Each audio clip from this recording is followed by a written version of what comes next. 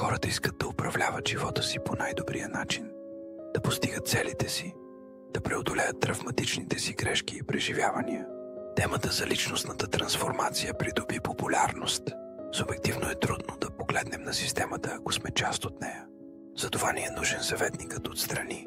Учител, треньор, ментор, терапевт.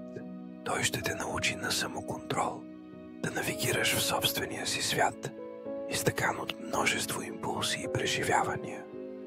Ще ти даде нов поглед към конфликтната зона, в която си попаднал. Ще маркира страховете ти и техния произход. Ще подреди твоя разпилян свят, съставен от противоречиви мисли и действия. Студио за личностна подкрепа е зона на умиротворение. В нея всеки подход е персонализиран, дискретността задължителна, а личната емпатия част от механизма за доверие и взаимодействие.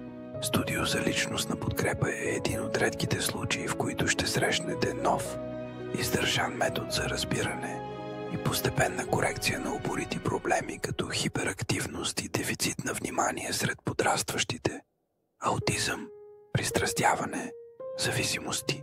Животът винаги ни поставя пред изпитания или предизвикателства. Понякога те ни парализират или оставят своя скрит отпечатък в съзнанието, във вид на блокировки, липса на увереност, ограничаващи възгледи, бариери, стопиращи напредъка ни.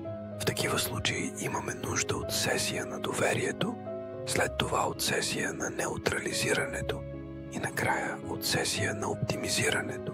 Невролингвистичното програмиране е изграден и доказан професионален модел на диагностициране и корекции, при който слабостта може да се превърне в сила, от проблемите да излязат скрити ресурси, от дисбаланса да сътворим оптимизиран, успешен свят на личността.